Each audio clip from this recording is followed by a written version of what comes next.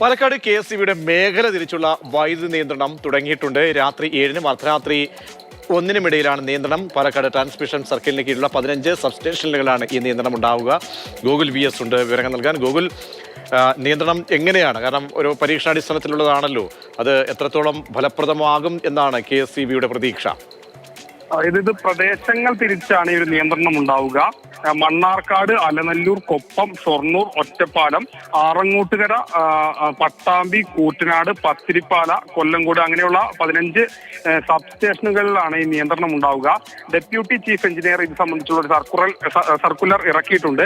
അർദ്ധരാത്രി 7-നും 1-നും ഇടയിൽ ആണ് ഉണ്ടാവുക. പരമാവധി ഒരു 10 മിനിറ്റ് വരെയൊക്കെ വൈദ്യുതി നിയന്ത്രണം ഉണ്ടാകും എന്നാണ് KSEB അറിയിക്കുന്നത്. എത്ര നേരം ഉണ്ടാകും, നിയന്ത്രണം എങ്ങനെയായിരിക്കും എന്നുള്ളതൊക്കെ നമുക്ക് വരും ദിവസങ്ങളിൽ തന്നെ കണ്ടറിയാം. ഏതായാലും ഇതൊരു പരീക്ഷണാടിസ്ഥാനത്തിലുള്ള ഒരു പുതിയ തരത്തിലുള്ള നിയന്ത്രണമാണ്. അത് എങ്ങനെയായിരിക്കും എന്നുള്ളത് ഇത് നടപ്പാക്കിയാൽ മാത്രം അത് എത്രമാത്രം ഗുണകരമാകും എന്നുള്ള കാര്യങ്ങളൊക്കെ അറിയാൻ കഴിയും.